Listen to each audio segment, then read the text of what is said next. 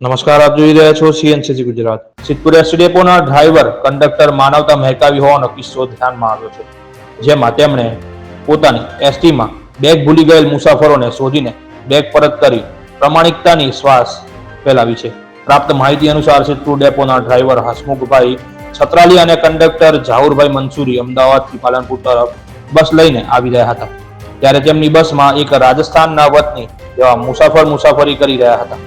આ મુસાફર પોતાનું સ્ટેશન આવતા એકાએક પોતાની સાથે રહેલી બેગ ભૂલીને ઉતરી ગયા હતા. મુસાફર પોતાની બેગ ભૂલી ગયા હતા એ વાત ડ્રાઈવર કંડક્ટરના ધ્યાને આવતા તેમની બેગને પોતાના ડ્રાઈવર પાસે લઈ લીધું હતું અને આ બેગના માલિક સુધી પહોંચવાના ચક્રો ગતિમાન કર્યા હતા. જોકે અંતે આ બેગના માલિક મળી ગયા હતા. અત્રે નોંધનીય છે કે બેગની અંદર કિંમતી ઓપ્પોનો કિંમત મોબાઈલ ફોન તેમજ સેમસંગ મોબાઈલના 7,000 રૂપિયા રોકડા હતા.